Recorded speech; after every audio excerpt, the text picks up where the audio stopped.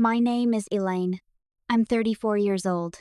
And 3 weeks after my own family told me not to show up to Thanksgiving dinner, a bank manager in downtown Charlotte called my name in a quiet office and handed me a document that changed everything. It was a transfer authorization, dated 6 days before my grandmother died, for $478,000. And the signature at the bottom wasn't my grandmother's, it was my mother's. But I need to go back, because this story doesn't start in a bank. It starts in a kitchen that smelled like cinnamon and butter, in a house on Elder Lane, where my grandmother, Dorothy Hayes, spent 41 years of her life. I grew up in that house, more than I grew up in my own. My parents, my mother Linda, and my stepfather Craig lived 20 minutes away, in a subdivision that always felt temporary. Cold tile floors, no pictures on the walls. The kind of house where you whispered, even when no one was angry. My grandmother's house was the opposite. Creaky wood, overstuffed chairs, a record player in the living room that she never let collect dust. She taught me how to make pie crust from scratch when I was 7. She read me poetry when I was 10. And when I was 19 and dropped out of college because I couldn't afford it and couldn't breathe under the pressure, she was the only person who said, "Come home, baby. We'll figure it out." My mother's response had been different. "You're throwing your life away. Don't come crying to me." I didn't cry to her. I cried to Grandma Dorothy. And she held me on that old green sofa and told me something I didn't understand until much later. She said, "Elaine, some people love you like a mirror. They only care when you reflect what they want to see. I love you like a window. I just want to watch you grow." I got my GED, then my associate's degree, then a full bachelor's in accounting, all while living with Grandma Dorothy and working part-time at a tax preparation office. By 28, I had a stable career. I moved into my own apartment, but I visited her every Sunday. Every single one. I brought groceries. I fixed things around the house.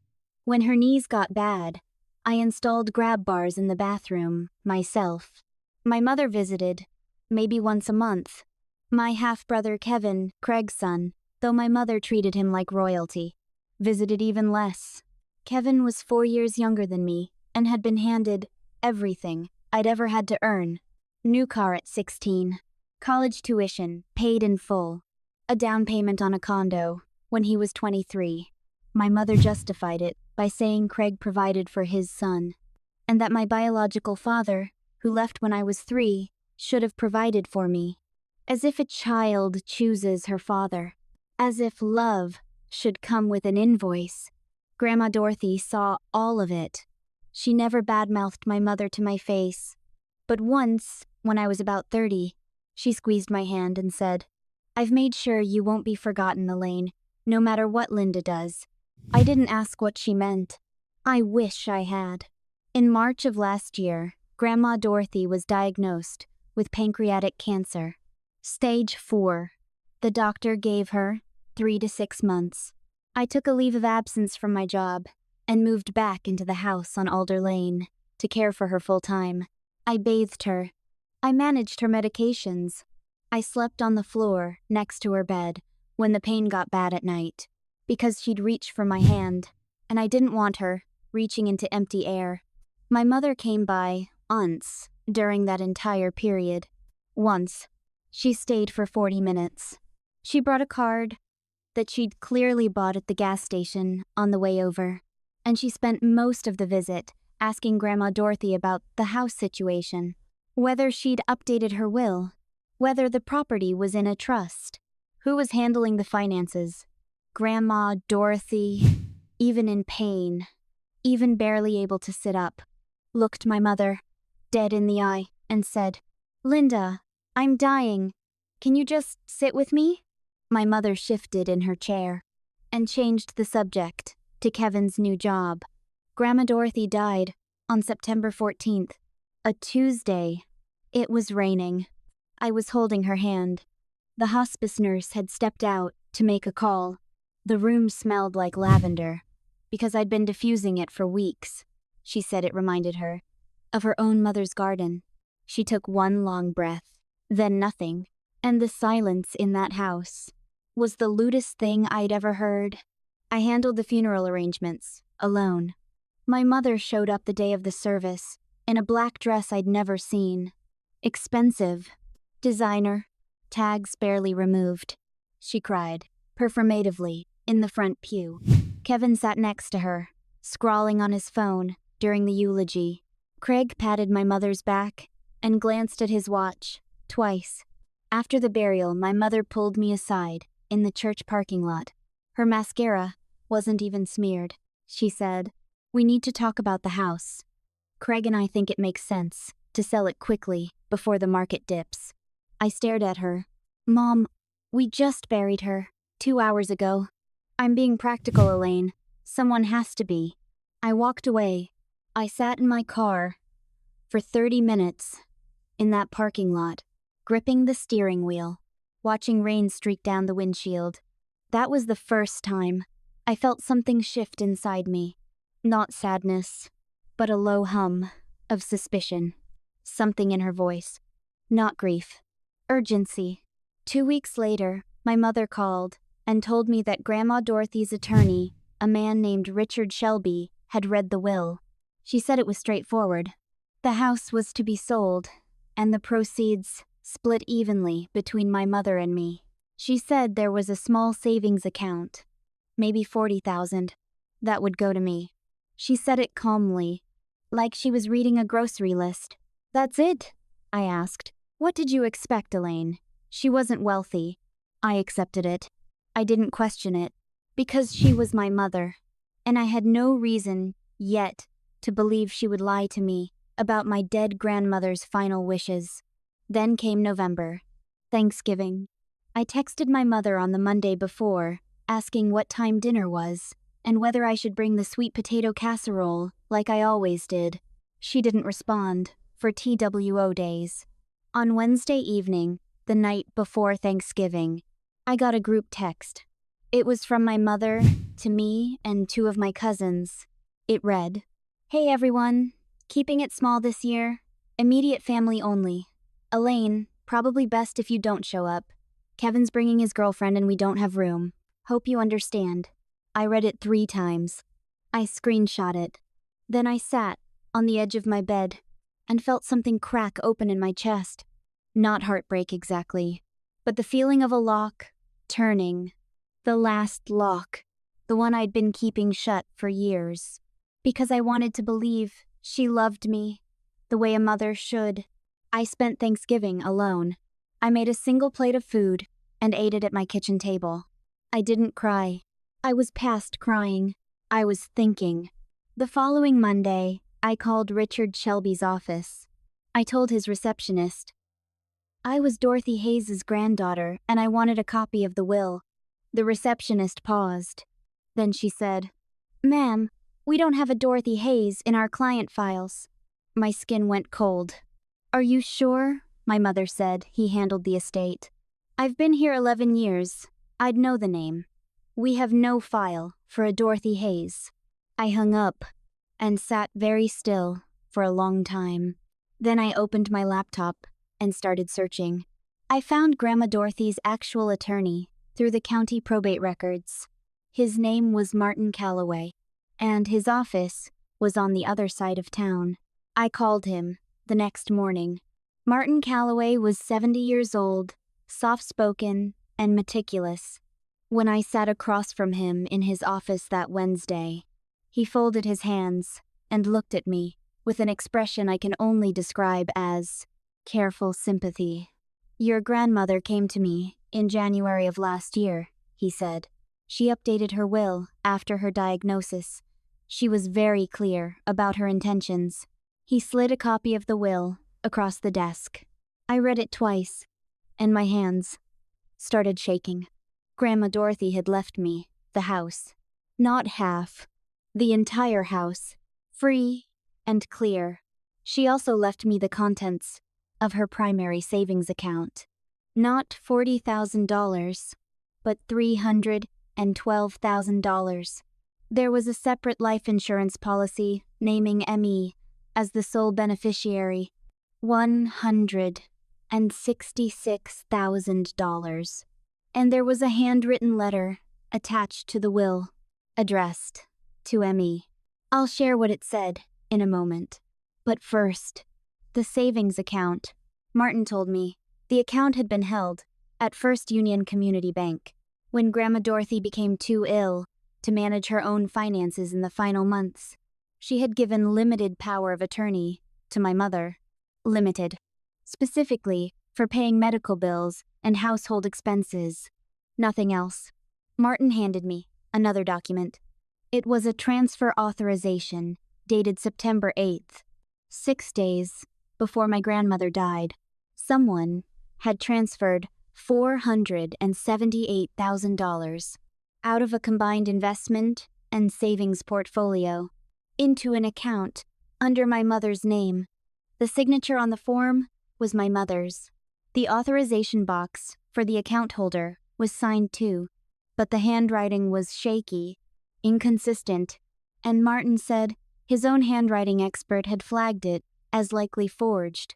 Grandma Dorothy had been on heavy sedation that entire week. I know, because I was the one administering it.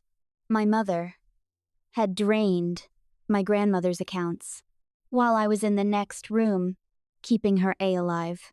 I didn't confront her. Not yet. That would have been the old Elaine, the one who reacted, who begged for explanations, who gave people the chance to rearrange the truth before she could hold on to it. Instead, I hired an attorney, a woman named Priya Anand, who specialized in elder financial abuse and estate fraud. I liked her immediately. She didn't offer sympathy. She offered a plan. Over the next 3 weeks, Priya and I built a case. We subpoenaed bank records. We obtained the original power of attorney documents and compared them to the transfer authorization. We got a certified handwriting analysis done on the account holder's signature. The expert concluded, with high confidence, that it did not match Grandma Dorothy's known handwriting samples.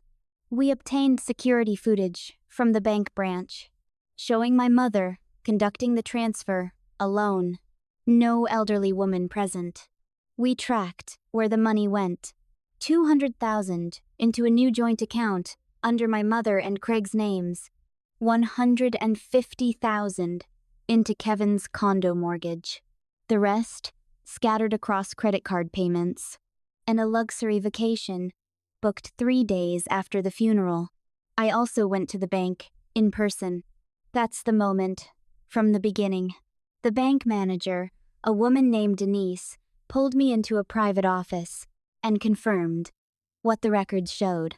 She looked at me and said quietly, "I processed this transfer myself. Your mother told me your grandmother had authorized it by phone. I should have required her to come in. I'm sorry." Denise provided a written statement. Then I read Grandma Dorothy's letter. It was tucked into the back of the will, in a sealed envelope, with my name on it. Her handwriting was still steady when she wrote it.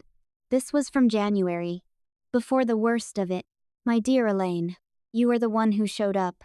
Not because you had to, but because you wanted to. I have watched you build yourself from nothing. And I have never been prouder of anyone in my life. The house is yours. The money is yours. I know your mother will try to take what isn't hers. She has always confused being owed with being loved. Don't let her rewrite this story. You have the truth. Use it. I love you like a window. Always, Grandma D." I sat in my car in the bank parking lot and sobbed for 20 minutes. Not from sadness, from the overwhelming realization that even in death, she was still protecting me. Priya filed the civil suit on December 19th. Elder financial abuse, fraud, breach of fiduciary duty, unauthorized transfer of assets. We also filed a report with the district attorney's office. My mother found out about the lawsuit on December 22nd. She called me 14 times that day. I let every call go to voicemail. The messages escalated, from confused, to angry, to threatening, to pleading. The last one was Craig's voice. "You're tearing this family apart, Elaine. Your mother did nothing wrong. Drop this, or you'll regret it." I saved every voicemail. The confrontation happened in January, not in a courtroom, but in Priya's office. My mother and Craig showed up with their own lawyer, a man who looked increasingly uncomfortable as Priya laid out the evidence, the bank records, the forged signature analysis, the security footage, the original will, the letter. My mother tried every angle. She said Grandma Dorothy had verbally told her to move the money. She said the will was outdated. She said I had manipulated an old woman. She said I was ungrateful. She said I was jealous of Kevin. And when none of that worked, she cried. Real tears this time. Mesu. Ugly crying. "I'm your mother," she said. "How can you do this to me?" I looked at her, across that conference table. I thought about every Sunday I spent at that house, every grab bar I installed, every night, on that floor, holding a dying woman's hand, every Thanksgiving I showed up to, and the one I was told not to. "You did this to yourself," I said, "and you did it to her." Their attorney recommended they settle. Priya had made it clear that if this went to trial, the criminal referral would accelerate. My mother returned $362,000. The remaining amount, what had been spent on the vacation, the credit cards, Kevin's mortgage, was structured into a repayment plan enforced by court order. Kevin's condo is now encumbered by a lion. Craig's name is on the judgment. My mother was removed, as a party, from any remaining estate matters. And I was appointed sole executor. The house on Alder Lane is mine. I moved back in February. I refinished the floors. I kept the green sofa. The record player still works.